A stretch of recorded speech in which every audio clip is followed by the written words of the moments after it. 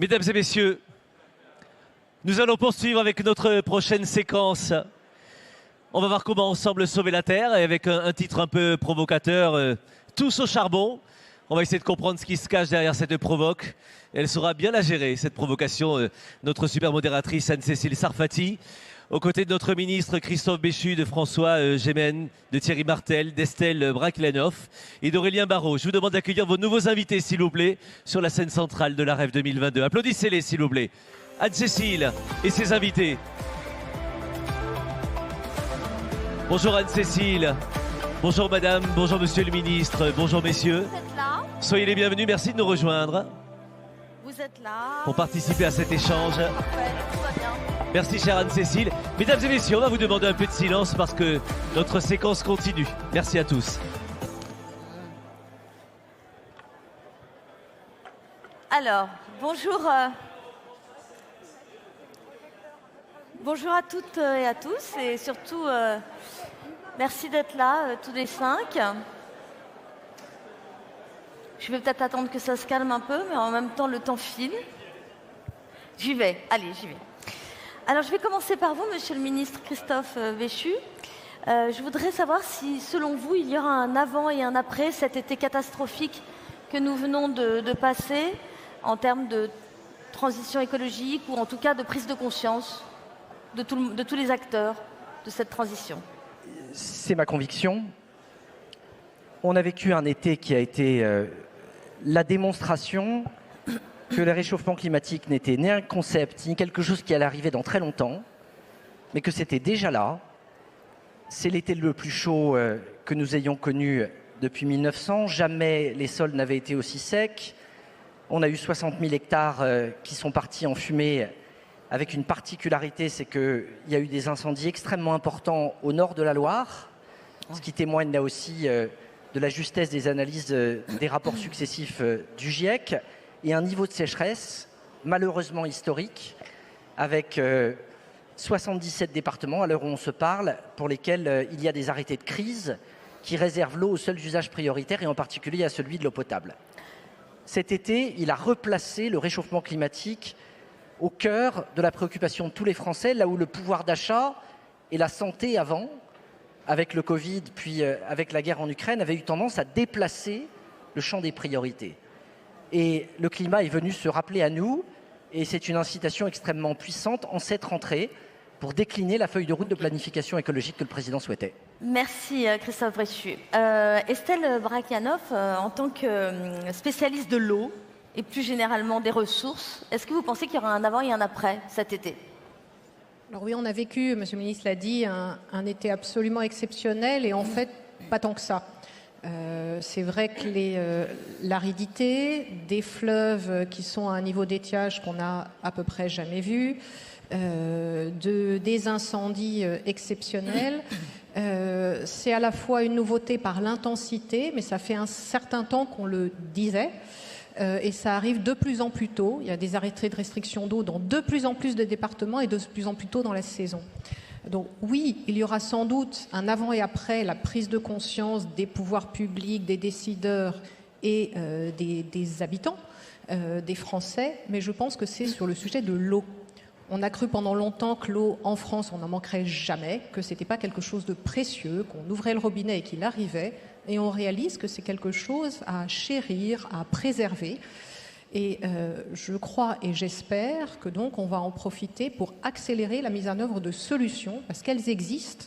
Donc maintenant, allons-y et passons à l'action. Thierry Martel, rapidement, avant, après, cet été, vous pensez? Moi, ça fait 30 ans que je gère des risques. Des années exceptionnelles, on en a connu plein. 2022 est moins chaud que 2003. 2022 détruira moins les récoltes que 2016.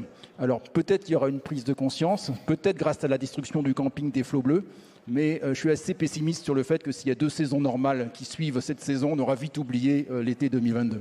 Bon, alors François Gémen, en tant que membre du GIEC, quel est votre sentiment sur cette crise de l'été? Écoutez, je vais vous répondre en tant que Belge, puisque vous l'entendrez à mon accent. C'est mon origine. L'été dernier, à peu près à la même époque, Après les inondations catastrophiques que la Belgique et que l'Allemagne avaient connues, la presse belge me posait à peu près la même question. Est-ce qu'il y aura un avant et un après l'été 2021 ? Et j'avais dit malheureusement, je ne crois pas. Parce que le changement climatique va se matérialiser soit sous la forme d'événements brutaux, mais qui vont rester exceptionnels et que donc on va avoir tendance à oublier, soit sous forme d'événements plus progressifs comme la hausse des températures. Et je pense que si vous me réinvitez à la REF 2032, je vous dirai, on se souviendra avec émotion de l'été 2022 où le thermomètre n'atteignait 40 degrés que quelques jours par an. Et donc je ne compterai pas trop sur cette pédagogie de la catastrophe, malheureusement. Alors, je voudrais me tourner vers vous maintenant, Aurélien Barraud. Est-ce que vous pensez qu'après un été comme celui que nous venons de passer, les humains vont trouver les ressources pour préserver les conditions d'habitabilité de la planète, selon votre formule? Vous avez publié récemment un ouvrage dans lequel vous réclamez carrément une révolution. Donc, j'aimerais que vous nous en disiez un peu plus. Bien, écoutez, je crois que dans un pays dont l'hymne et la fête nationale constituent de vibrants éloges de la Révolution, nous ne devrions pas avoir trop de difficultés avec cette idée. Bon, soyons sérieux. Je crois qu'il est temps de faire preuve d'un peu de dignité et de reconnaître notre échec civilisationnel. Je crois qu'il est temps de tout remettre sur la table, y compris les schèmes structuraux que l'on veut croire intangibles parce qu'ils servent notre pouvoir ou notre confort. Comment mettre en œuvre une révolution sans couper de tête? Eh bien, peut-être en commençant par interroger les questions, y compris celles qui nous rassemblent aujourd'hui. L'Europe, s'interroge-t-on, peut-elle devenir le continent le plus vert de la planète? Vous répondez à la deuxième partie avant, mais c'est bien, allez-y. Oui, mais c'est le thème central de cette table. Et je trouve qu'il est très caractéristique, voyez-vous, de l'arrogance occidentale. Je crois que nous n'avons pas tous ici bien compris que nous ne sommes pas la solution, nous sommes le problème. Ce sont nos valeurs et nos manières d'être qui mènent à ce que l'ONU nomme, je cite, une situation de menace existentielle directe. Et nous en sommes encore à pérorer sur notre exemplarité. Quelle suffisance! Alors que faire? Merci. Je ne m'attendais pas à être applaudi ici, c'est une bonne surprise. Alors que faire? Évidemment, écoutez les grands chefs d'entreprise, les ministres ici présents, s'inspirer de leurs discours dont je ne nie rien de la cohérence logique ou de la probité morale, mais peut-être envisager à titre d'hypothèse qu'ils ratent l'essentiel. Pour 3 raisons fondamentales. La première, c'est que ce qui est fait concernant le réchauffement climatique, et on le sait très bien, est dérisoire. La seconde, qui est plus grave encore et qui est moins bien comprise, c'est que le réchauffement climatique lui-même est, dirais-je, dans une certaine mesure dérisoire par rapport à l'étendue de la crise systémique et plurifactorielle que nous traversons. Pollution, acidification des océans, interruption des cycles bio-géochimiques, dévastation des espaces naturels n'ont pour l'essentiel rien à voir avec le climat, mais tuent davantage que ce dernier, ce qui signifie que chacun des piliers sur lesquels repose l'habitabilité de cette planète est en train de céder. Et mon troisième point est peut-être plus grave encore, et il consiste à remarquer que quand bien même nous prendrions à bras-le-corps la lutte contre chacun des items que je viens de mentionner, ce qui n'est pas du tout le cas en pratique, nous demeurerions vraisemblablement toujours dans le dérisoire. Parce que le véritable problème, en fait, c'est qu'aujourd'hui, notre rapport au monde, notre être à l'espace, fait de l'éradication systématique du vivant une finalité. Alors, bien sûr, parce que nous sommes ici, n'est-ce pas, des gens sympathiques et éduqués, on se demande en gros comment faire des bombes issues du commerce équitable et utilisant des matériaux biologiques. Bon, c'est mignon, pourrait-on dire, mais tant que le pilonnage en règle de la biosphère demeure le geste cardinal, croyez-moi, l'origine des projectiles n'a pas beaucoup d'importance. Bon. Alors, soyons explicites. Je crois qu'il est aujourd'hui indispensable de penser un peu hors de l'ordre, même au sein du MEDEF. Prenons quelques exemples triviaux pour finir. Quelques exemples que je choisis comme étant extrêmement simples. Tant que, par exemple, vous nommerez, vous autres chefs d'entreprise, croissance, le fait de raser un espace gorgé de vie pour le remplacer par une plateforme commerciale, fût-elle neutre en carbone, nous n'aurons pas commencé à réfléchir sérieusement. Tant que le président du MEDEF nommera, à l'unisson d'ailleurs du chef de l'État, progrès, la mise en place d'une nouvelle génération de téléphonie mobile qui ne répond à strictement aucun besoin, mais dont les conséquences délétères, pour ne pas dire létales, sont avérées du point de vue de la pollution, de la consommation et de l'addiction, nous n'aurons pas commencé à réfléchir sérieusement. Tant qu'un ancien président de la République, souvenez-vous 2019, ce n'est pas si vieux, pourra venir ici même, à l'université d'été du patronat, moquer le discours scientifiquement irréprochable de Greta Thunberg devant un parterre qui était alors hilar, nous n'aurons pas commencé à réfléchir sérieusement. Je conclus. Je crois qu'il faut être un peu conséquent. Nous ne sommes déjà plus dans une crainte quant à l'avenir. Nous sommes dans un constat quant au passé. Nous avons d'ores et déjà éradiqué plus de la moitié des arbres, des insectes, des poissons d'eau douce, des mammifères sauvages. Nous laissons d'ores et déjà 700 000 êtres humains mourir chaque année de la pollution en Europe. Si même face à cette évidence, nous ne voyons pas la nécessité d'une refonte axiologique et ontologique drastique, c'est que nous faisons preuve d'une cécité que nos descendants, s'ils survivent, auront, croyez-moi, du mal à pardonner. Merci Aurélien Barraud.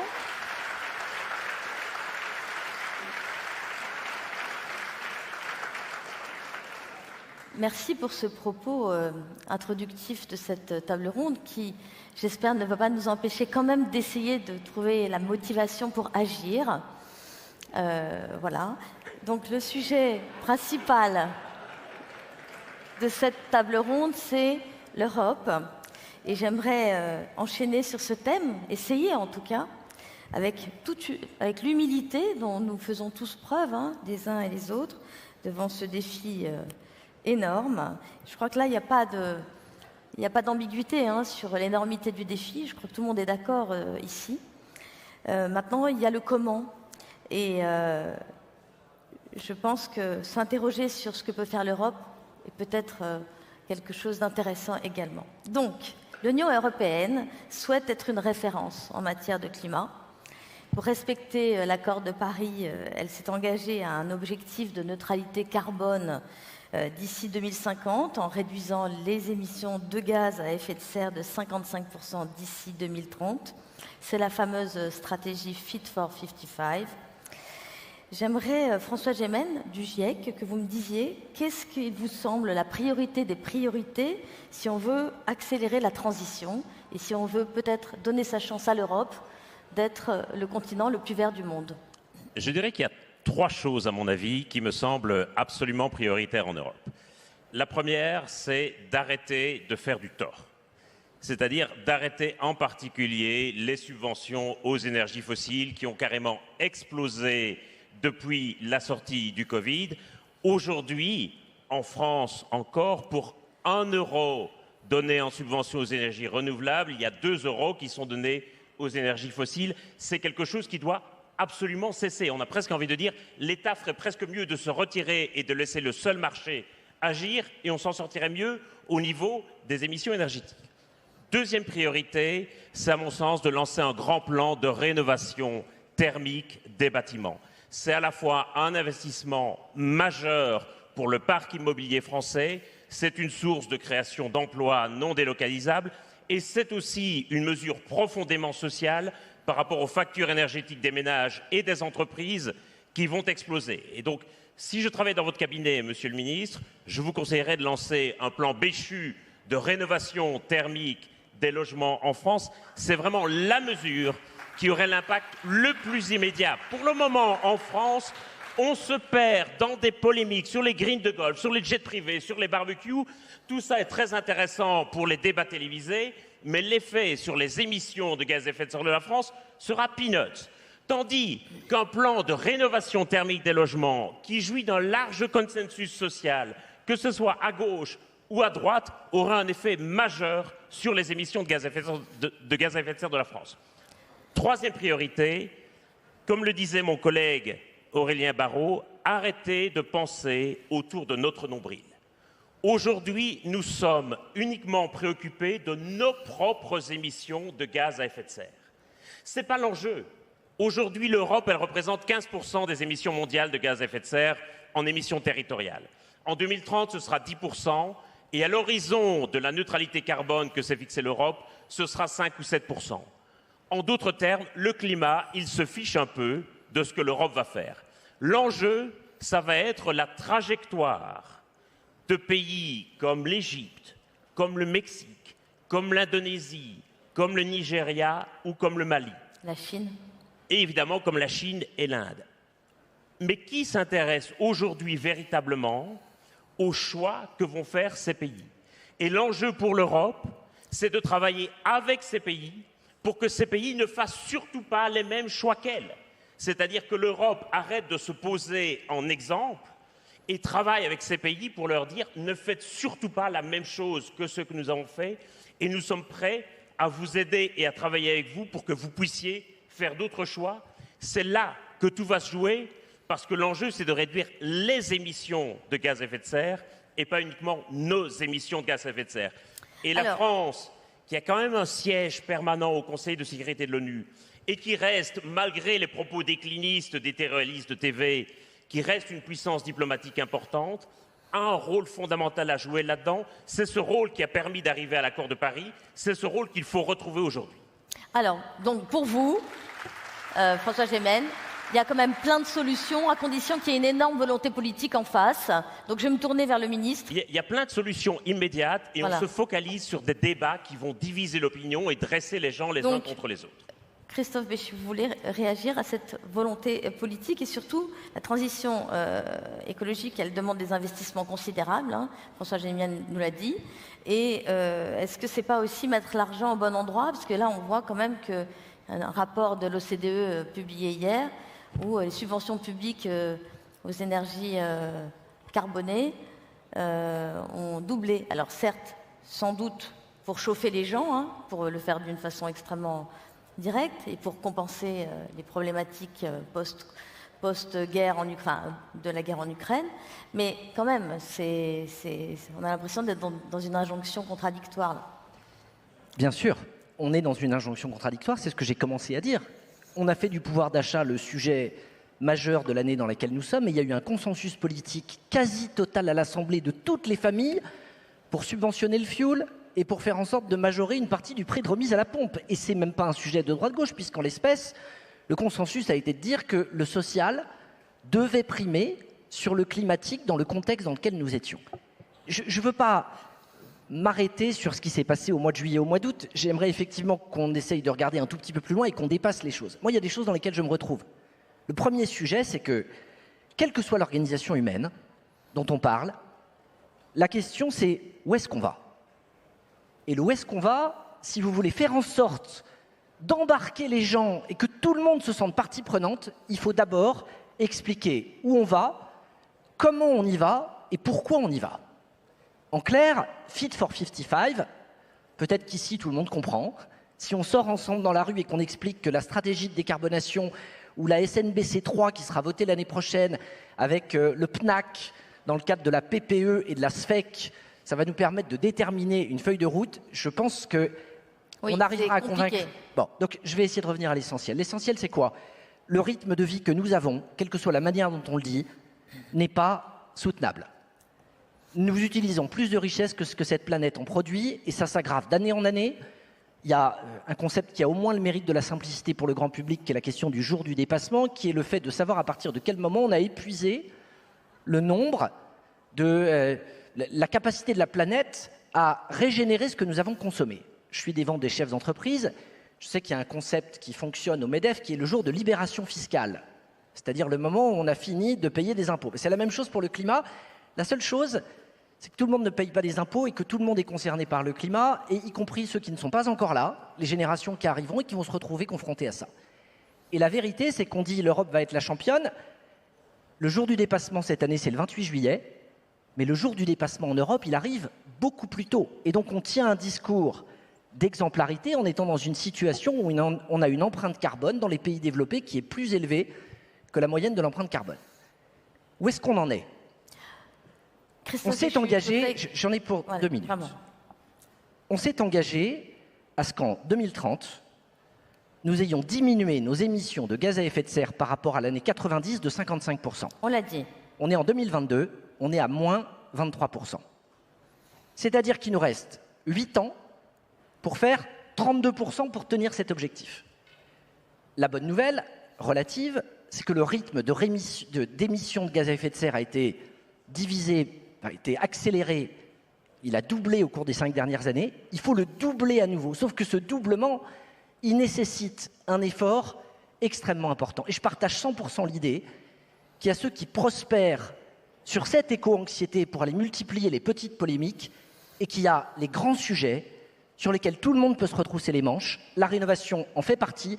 Et dans celle-là, il y a aujourd'hui un angle mort sur lequel il va falloir qu'on travaille, qui est la rénovation des bâtiments publics, puisqu'il y a un dispositif qui est MaPrimeRénov', sur lequel il faudra sans doute qu'on fasse évoluer une partie du dispositif, parce que notre réflexion aujourd'hui, elle est combien de logements on a rénové et pas combien de tonnes de CO2 on a évité.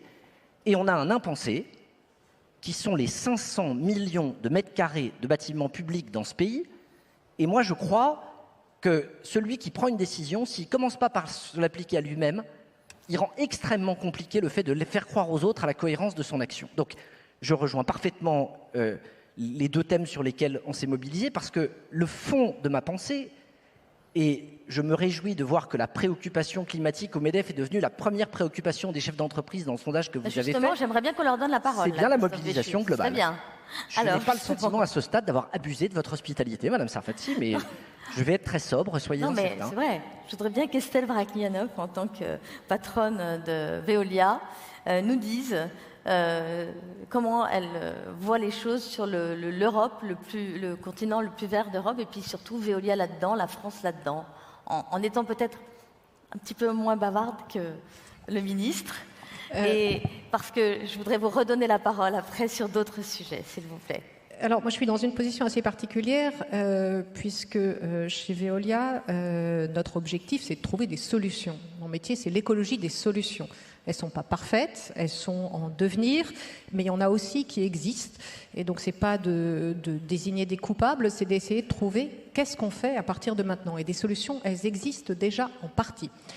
Au niveau de l'Europe, il y a déjà pas mal de choses sur lesquelles l'Europe est en avance. Alors peut-être que ça va pas assez vite, pas assez loin, mais je tenais quand même à rappeler un certain nombre de réalités.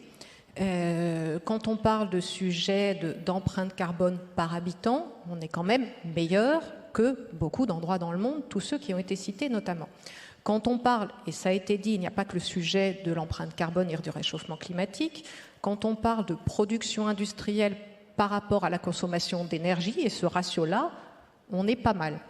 Quand on parle aussi de traitement des eaux usées, plutôt que de les rejeter sans traitement, on est dans les meilleurs du monde. Quand on parle aussi de protection de la santé des habitants, des risques notamment d'un certain nombre de produits chimiques, avec la réglementation REACH, on est dans les premiers du monde. Donc oui, tout n'est pas parfait, mais je pense qu'il y a quand même un certain nombre d'avancées qui ont été faites. Alors après, donc, qu'est-ce qu'il faut pour que ça aille plus vite, plus loin? Pour moi, il faut un certain nombre de composantes ensemble. Il faut de la réglementation du cadre européen, français, à tous les niveaux. Il faut une prise de conscience des populations qui comprennent, ça a été dit par le ministre, qui comprennent ce qu'on veut faire, que ce soit équitable, partagé. Et il faut aussi des entreprises pour mettre en œuvre ces solutions ou pour les inventer. Et donc, pour répondre à votre question qui est comment on peut aller plus vite, il faut soutenir de l'innovation, parce que l'économie verte, elle sera innovante ou elle ne sera pas. Et il faut aussi débloquer tout ce qu'il faut pour les mettre à l'échelle, une fois qu'on a des solutions.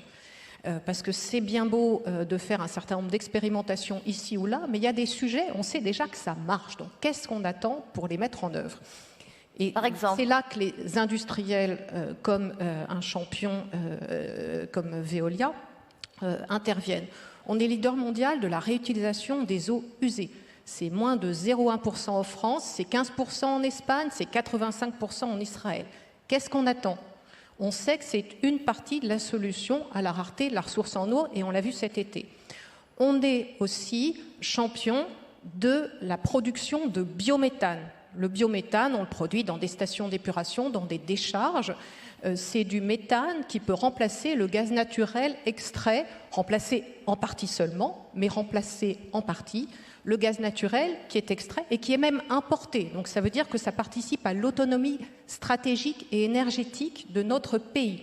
Juste pour vous donner un exemple, si on débloque un certain nombre de verrous, c'est 25% du gaz russe que l'on importe en France qui peut être remplacé par du biogaz produit chez nous, dans nos territoires. Donc vous voyez, moi je suis dans la solution concrète, maintenant, dans les 2, 3, 4 ans qui viennent. Et il y a aussi à voir loin, mais n'attendons pas d'avoir un plan à très long terme pour agir maintenant. Merci beaucoup, Estelle Brachlianoff, merci. Alors Thierry Martel, je me tourne vers vous. Comment un groupe comme Groupama peut contribuer à faire de l'Europe le continent le plus vert du monde? Oui, alors, c'est difficile d'ajouter des choses supplémentaires à des remarques très pertinentes qui ont été faites. Moi, je voudrais insister sur un aspect qu'on souligne assez peu. Au fond, on se projette beaucoup dans l'avenir, le dérèglement climatique, et on parle assez peu du présent.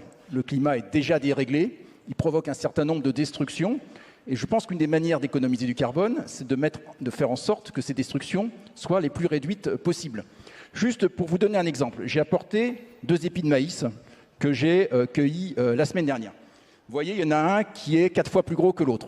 Ces 2 épis de maïs viennent du même champ, c'est la même variété. La différence entre les deux, c'est que celui-là, il a juste reçu l'eau de pluie qui tombait du ciel. Celui-là, il a été irrigué par de l'eau de pluie qu'on a collectée l'hiver dernier. En France, c'est pas vrai de dire qu'on manque d'eau. Il tombe de l'eau en France. Le problème, c'est qu'elle ne tombe plus de manière régulière et qu'on la laisse partir à la mer.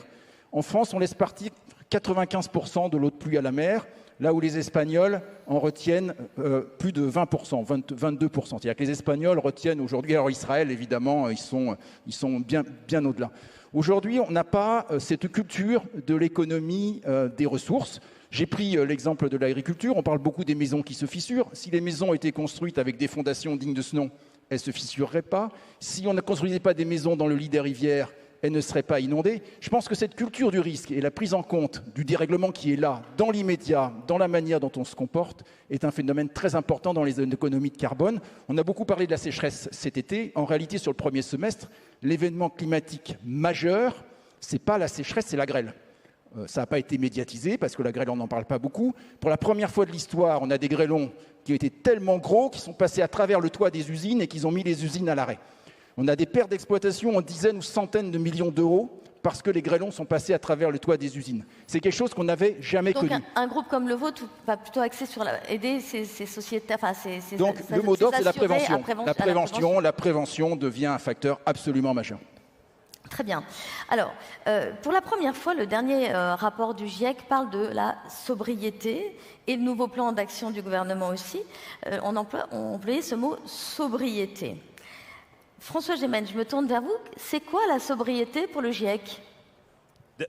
D'abord, je veux souligner l'exploit politique que c'est d'avoir introduit ce concept de sobriété dans un rapport du GIEC qui, je le rappelle, est approuvé par l'ensemble des gouvernements de la planète. Ça veut dire que ce terme de sobriété, il y a encore 6 mois, était souvent l'objet de rictus et de caricatures, pour la première fois devient quelque chose de reconnu comme un impératif par l'ensemble des gouvernements de la planète.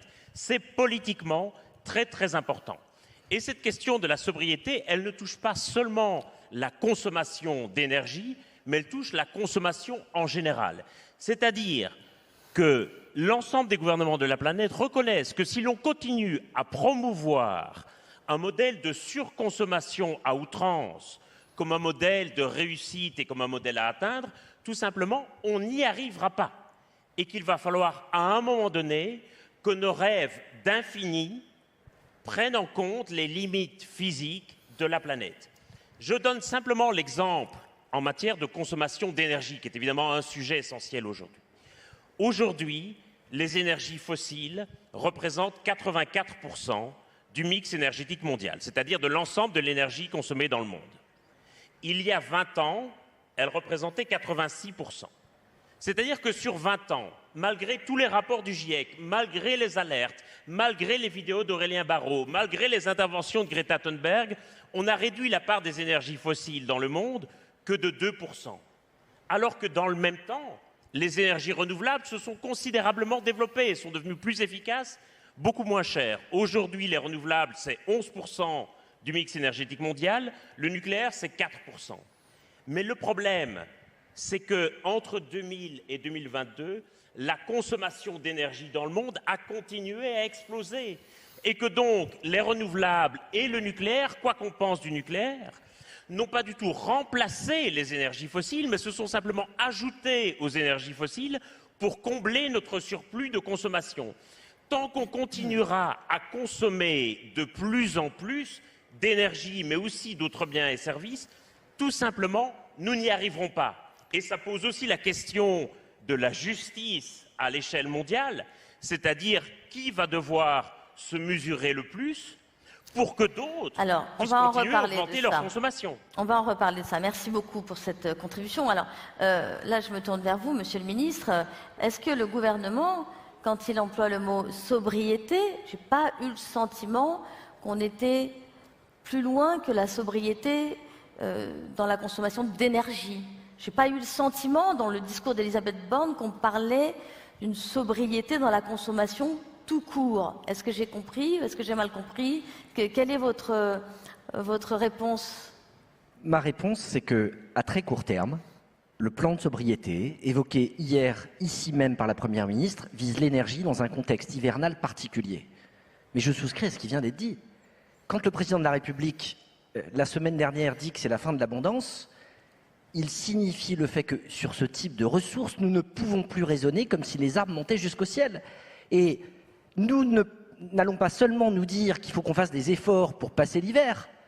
Le modèle, à partir du moment où il y a un constat partagé par tout le monde, que le rythme de vie qui est le nôtre n'est pas compatible avec l'habilité de la planète et ses ressources, il faut que la sobriété, au-delà de l'hiver 2022, quelle que soit la politique russe sur le gaz, ça devienne un mode de vie. Ça vaut sur l'eau, sur le fait d'avoir systématiquement le réflexe de la lutte contre le gaspillage. C'est à cause d'un événement exceptionnel que tout à coup le concept fait l'objet d'une forme de consensus, et c'est là où je pense que la crise ou la catastrophe, malgré tout, elle bouge le curseur et qu'elle amène à des prises de conscience.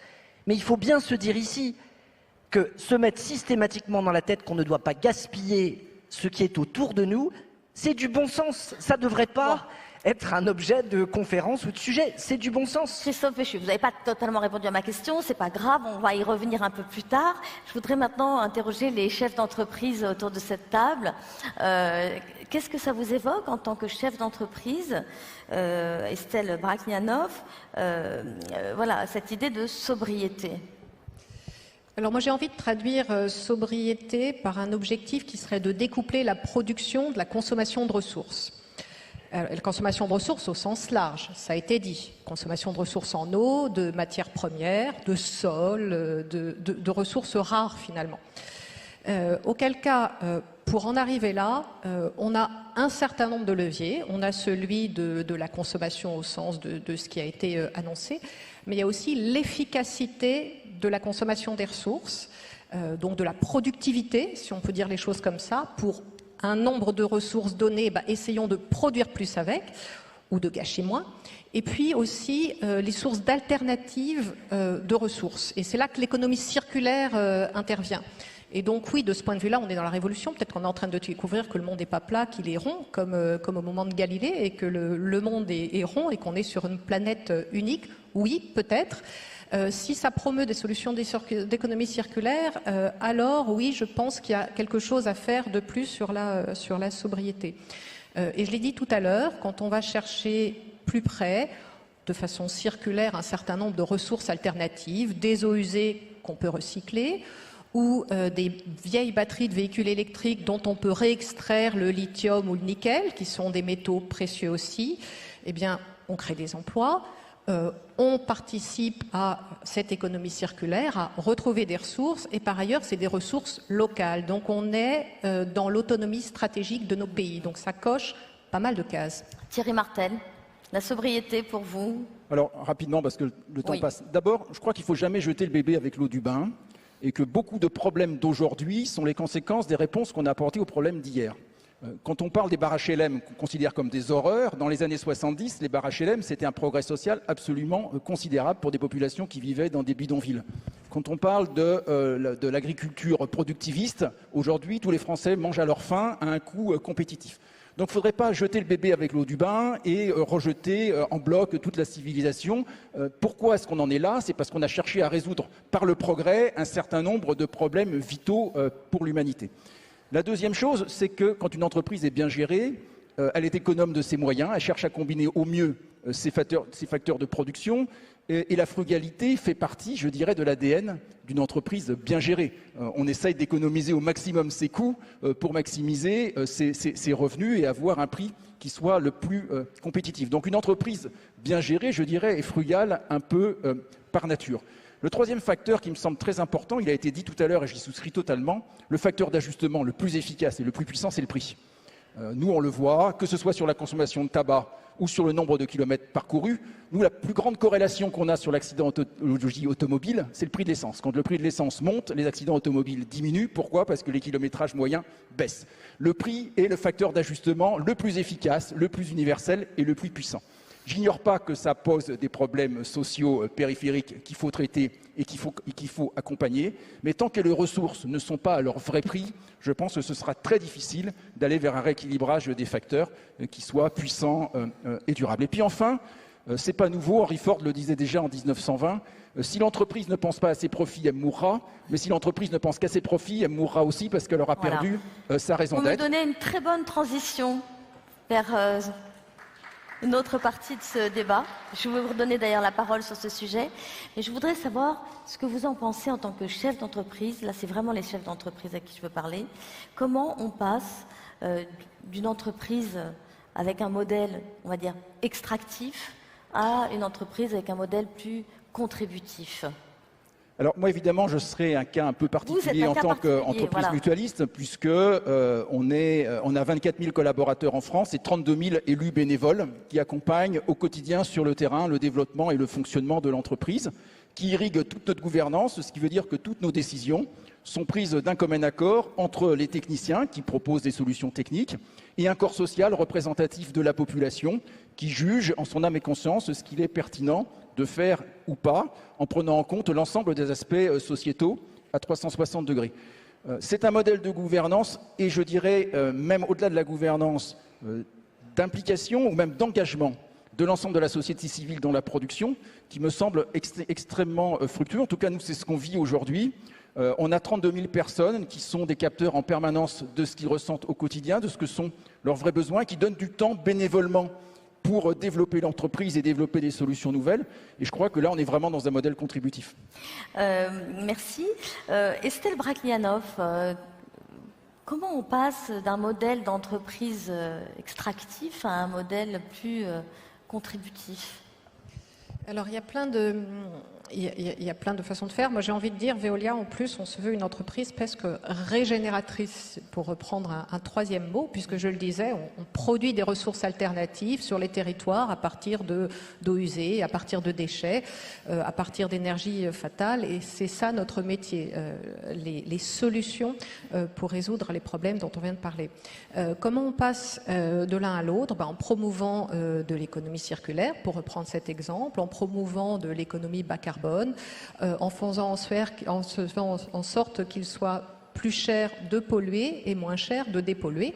Et puis, in fine, en trouvant des solutions sur tous les problèmes, en innovant, en investissant là-dessus et en investissant sur les équipes aussi. Monsieur, vous citiez les effectifs. Je pense que c'est quelque chose d'assez essentiel. On a tous des ambassadeurs de cette transformation dans nos entreprises. Veolia, ça emploie 55 000 salariés en France. Et c'est autant d'ambassadeurs de l'économie circulaire, de la transformation dont on est en train de parler. Aurélien Barraud, vous venez d'entendre des patrons assez engagés sur la transformation. Comment vous voulez réagir? J'aimerais quand même souligner que vous disiez, madame, que tout n'est pas parfait. On est bien d'accord, hein, nous sommes dans l'euphémisme.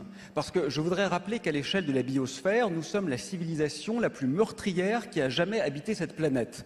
Donc l'assertion relève de la litote, soyons honnêtes. De même, vous évoquiez le découplage.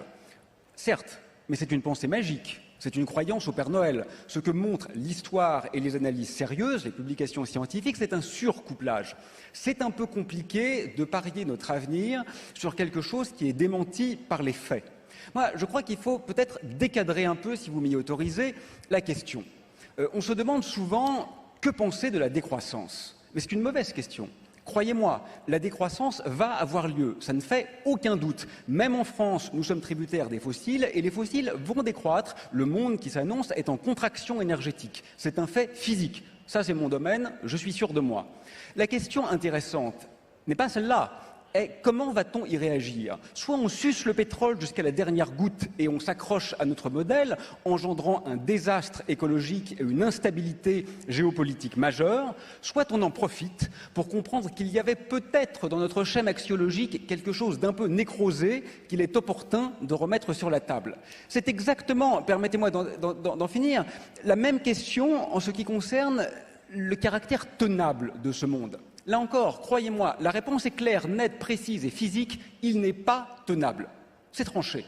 Mais ce n'est pas ça qui est intéressant. C'est de se demander si, même tenable, il aurait été souhaitable. Écoutez, prenez l'homme le plus riche du monde. Je pense que pour un entrepreneur, c'est un archétype de réussite, n'est-ce pas? Elon Musk. Qu'est-ce que c'est que le monde d'Elon Musk? C'est un monde où l'on commercialise des lance-flammes pour s'amuser. C'est un monde où l'on tente de faire croire qu'une automobile de plus de 2 tonnes qui emmène 500 kilos de batterie est un objet écologique. Je reconnais que c'est un peu gros, mais que voulez-vous, certains sont dupes.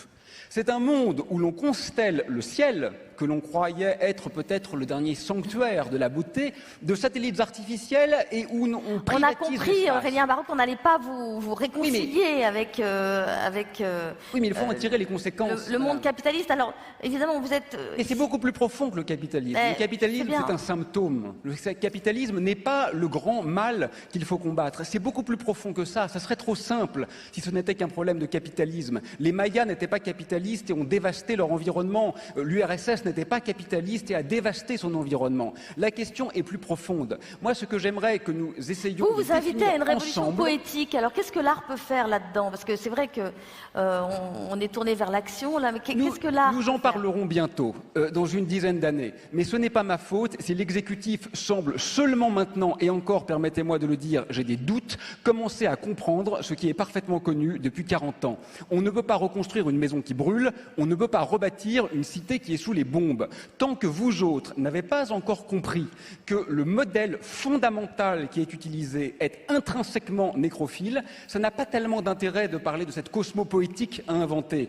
Je reviendrai dans 10 ans si les structures sont encore ici et nous en Si on est discuterons. encore vivant, parce que selon vous, c'est un peu angoissant. Comme... Non, ne me caricaturez pas Non, je vous caricature pas, mais c'est vrai que... collapsologue. 700 000 on cherche personnes l'action. meurent chaque année en Europe de la pollution, autant dans le bassin méditerranéen. Ce n'est pas un délire conspirationniste, c'est une priorité politique pour quiconque s'intéresse un peu à la vie humaine. Bon, merci pour cette contribution. J'aimerais poser la question maintenant. On voit bien que la transition écologique, elle implique un profond changement dans l'économie. Voilà, peut-être pas une révolution telle que vous l'appelez de vos voeux, Aurélien Barraud, mais en tout cas, on est ici avec des entrepreneurs qui essayent de se motiver aussi avec l'action et d'essayer de trouver des solutions. D'ailleurs, François Gémen du GIEC, vous partagez le constat d'Aurélien Barraud, mais vous voulez croire à des solutions. Donc, on essaye là, autour de cette table ronde, de croire à des actions et des solutions.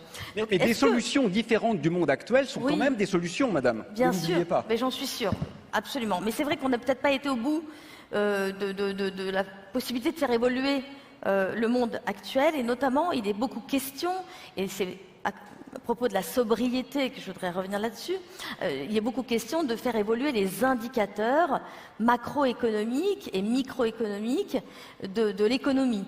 Donc en gros, est-ce qu'il faudra en passer par un changement d'indicateur pour en finir avec les notions de chiffre d'affaires, de rentabilité, toutes ces notions qui permettent, qui s'imposent aux dirigeants qui impose une temporalité aux dirigeants peut-être pas très sur le long terme, plutôt très court terme. Est-ce qu'il faudra en passer par ces changements-là et voir par des changements macro, d'indicateurs macroéconomiques sur le PIB? Donc j'aimerais vous poser la question, François Gémen. Rapidement, parce qu'il nous reste un quart d'heure. Et voilà. Prenons un type qui a un cancer de la prostate, qui se rend en voiture à l'hôpital pour sa chimiothérapie. Sur le trajet, il prend un coup de fil de son avocat parce qu'il est au milieu d'un divorce très compliqué. Et comme son attention est distraite, bardaf, il envoie la voiture dans un arbre. Ce type est un héros de l'économie. C'est un champion du PIB. Il va faire exploser les coûts médicaux, les coûts légaux, il va falloir remplacer sa voiture, il sera hospitalisé. Tout ça va générer de la croissance et du chiffre d'affaires pour plein d'entreprises. Pour autant, est-ce que c'est ça qu'on souhaite? Je ne souhaite à personne ici d'avoir ni un cancer de la prostate, ni un accident de voiture, ni un divorce compliqué. Et donc, la question qu'il faut se poser, c'est qu'est-ce qu'on va mesurer?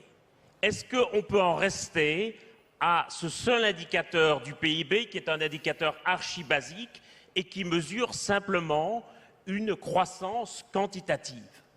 Aujourd'hui, si l'on veut changer de modèle et transformer aussi notre civilisation, qui est une civilisation fondée sur l'accaparement des ressources et sur l'extraction des énergies fossiles, il va falloir nous doter d'autres indicateurs.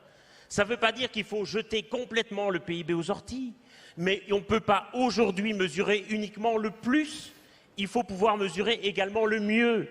Et quand on est entrepreneur, qu'est-ce qu'on veut au fond? Est-ce qu'on veut uniquement augmenter son chiffre d'affaires et les dividendes de ses actionnaires? Ou est-ce qu'on veut aussi augmenter la satisfaction de ses clients? Est-ce qu'on veut aussi augmenter le bien-être de ses salariés? Est-ce qu'on veut aussi augmenter l'impact social de son entreprise? Il faut absolument, je crois, aujourd'hui, pouvoir sortir de cette sorte d'obsession qu'on a depuis les années 60 de la croissance qui est matérialisée par le PIB et y joindre d'autres indicateurs. Parce que, comme l'a dit Aurélien Barraud, nous sommes dans une situation de contraction. Alors, soit nous allons la subir, et ça veut dire qu'il y aura des troubles sociaux profonds, soit nous allons parvenir à la choisir, et à ce moment-là, nous pouvons faire de la lutte contre le changement climatique, mais aussi contre l'érosion de la biodiversité, nous pouvons en faire un projet politique et industriel, plutôt qu'une contrainte à laquelle nous allons forcément essayer d'échapper. Christophe Béchu.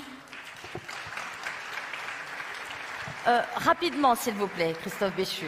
Est-ce qu'il faut en finir avec le PIB et le chiffre d'affaires? En fait, quand j'écoute Aurélien Barraud,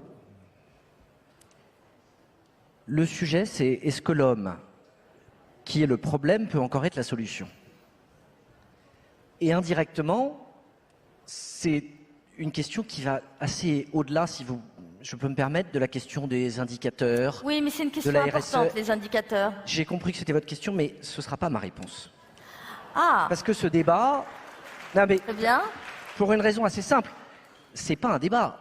On est 5. Il y a quelqu'un qui vient nous expliquer que depuis le début, on s'est trompé de table ronde et qu'on va tous mourir si on ne prend pas un virage à 360 degrés. Et encore, ça ne suffira peut-être pas compte tenu de la courbure dans laquelle nous sommes engagés. Un virage à 360 degrés, c'est-à-dire que vous continuez dans la même direction. Hein. Non, mais...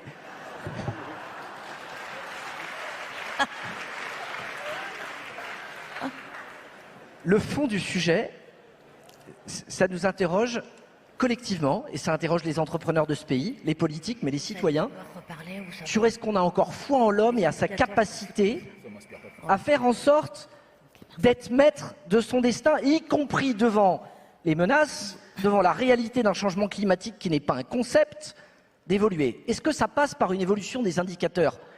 C'est une modalité. Le sujet, c'est d'abord, est-ce qu'on est d'accord sur le diagnostic et le constat? Manifestement, oui. On a commencé, non, parce qu'on a commencé par se dire qu'il y a eu un consensus politique pour dire qu'il fallait augmenter le soutien aux énergies fossiles compte tenu de la crise économique dans laquelle nous étions. Parce que, y compris ici, malgré les applaudissements aux propos de tel ou tel, si on interroge la manière dont chacun l'a compris et les conséquences qu'il en tire pour son propre domaine d'activité, je ne suis pas certain que tout le monde va rentrer en disant à ses collaborateurs demain, l'année prochaine, l'objectif c'est de faire moins de chiffre d'affaires, c'est de faire en sorte de renforcer la frugalité, et on a des décalages d'injonctions contradictoires entre le citoyen, l'acteur économique et l'électeur. Et donc par rapport à tout ça, la force de la réalité du changement climatique, la réalité des extinctions d'espèces, elle doit conduire à un sursaut qui est global, qui interroge évidemment les acteurs économiques, mais tous les acteurs tout court. Et si vous conduisez ça contre une partie de la population, on a vu ce que ça a donné avec les Gilets jaunes. On voit aujourd'hui ce qui se passe aux Pays-Bas avec les agriculteurs. Tout l'enjeu, c'est de réussir un changement qui doit être puissant, mais en ne laissant pas les gens au bord du chemin. Et là, le chemin de crête entre ceux qui disent « il faut aller plus vite, vous n'êtes pas assez radical, rajoutez des mesures de contrainte, interdisez ceci », et ceux qui vous disent « il va y avoir des morts au sens propre comme au sens figuré, il y a des difficultés sociales, des gens qui ont des problèmes de fin de mois qui passent avant les problèmes de la fin du monde », c'est un exercice d'équilibriste extraordinairement complexe qui nécessite que tous les gens de bonne volonté fassent en sorte vraiment de tirer dans la même direction au lieu de se demander comment, à titre perso, ils peuvent tirer profit d'une situation de manière conjoncturelle.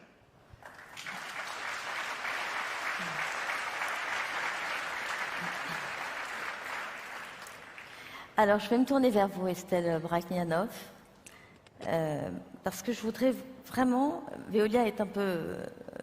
voilà, une entreprise qui s'est déjà exprimée sur l'évolution des indicateurs et sur la responsabilisation du capitalisme. Et donc, j'aimerais que vous me disiez si, selon vous, il faut en passer par la fin du PIB et du chiffre d'affaires, les indicateurs micro et macro.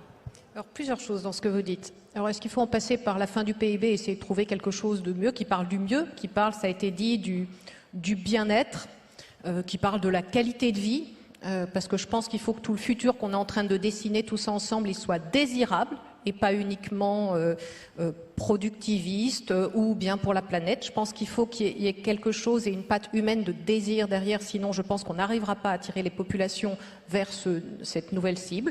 Ça me paraît évident.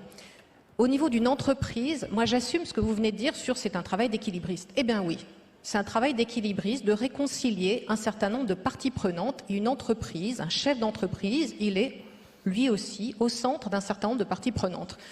Ses actionnaires, ses salariés, la société dans laquelle on opère et grâce à laquelle on opère aussi, la planète, les clients, oui, c'est nos parties prenantes. Et vous avez raison, Veolia et son président Antoine Frérot, très tôt, a mis en avant la raison d'être de l'entreprise et ça a beaucoup fait couler d'encre. Certains disent non, la raison d'être d'une entreprise, c'est faire de l'argent. Non, faire de l'argent, c'est le moyen. C'est la façon qui permet de réinvestir dans le court terme, dans le moyen terme, dans le long terme, qui permet d'avoir du fuel dans la mécanique, qui permet, oui, de se dire, là-dessus, on n'a pas de solution sur l'environnement, et on va investir, peut-être à fond perdu, 1 an, 2 ans, 3 ans, pour essayer de comprendre comment trouver une solution. Et là-dessus, on va continuer à générer des profits, oui, pour les réinvestir dans la société, pour le compte de nos salariés, et ainsi de suite. Donc oui, c'est un travail d'équilibriste. Quant à la mesure derrière, la mesure, ça n'est pas l'objectif, mais c'est une façon de vérifier le sérieux, j'ai envie de dire, parce qu'on peut parler, tant qu'on ne mesure à la fin que des euros tous les trimestres, ça ne va pas suffire. Donc oui, on a chez Veolia mis en place un dispositif où on se dit que le succès, comment on mesure le succès de notre plan stratégique, comment on mesure le succès de nos managers aussi, y compris dans leur rémunération tous les ans, on a 18 indicateurs. 18 ? Les 18, et on va essayer d'ailleurs pour notre prochain plan stratégique d'en faire peut-être un tout petit peu moins que 18, mais en tout cas, il n'y en aura pas que des financiers. Sur les 18, il y en a 4 qui sont financiers, parce que c'est important, les actionnaires, ils ont confié leur argent, bien sûr, il faut leur redonner cet argent et plus. Mais il y a aussi des indicateurs vis-à-vis de nos salariés, il y a des indicateurs sur notre impact social, il y a évidemment des indicateurs par rapport à notre impact environnemental qui est positif chez Veolia, parce que je l'ai dit, notre métier, c'est l'écologie des solutions. Et donc, c'est l'ensemble des indicateurs qui est la façon chez Veolia avec laquelle on mesure le succès de l'entreprise. Merci infiniment, merci à vous 5, c'est terminé. Et merci pour votre engagement à tous, parce que chacun dans votre genre, vous êtes très engagés. Et Peut-être à l'année prochaine, j'espère.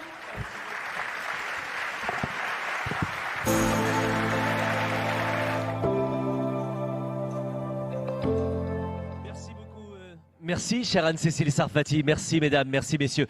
Merci d'applaudir encore une fois vos intervenants, vos invités. Monsieur le ministre, mesdames et messieurs, merci beaucoup. On va poursuivre notre séquence avec d'autres belles rencontres. Je vous rappelle que tout au long de la journée, les rencontres se situent ici. Mais si vous souhaitez aussi partager avec les licornes, avec les startups, tout se passe dans le monde des licornes, sur une scène qui leur est dédiée, sur les planches juste à côté de la pelouse, où vous avez peut-être pu déjeuner avec des food trucks, et puis d'autres rencontres avec les différents intervenants qui se retrouvent au sein de la librairie Chan pendant cet événement. Durant lequel on aura assisté ensemble à plus de 14 débats, mais aussi 30 événements au sein de la REF, dans les différentes salles, les salons et autour de la pelouse. Et ce bel événement qui nous propose à chaque fois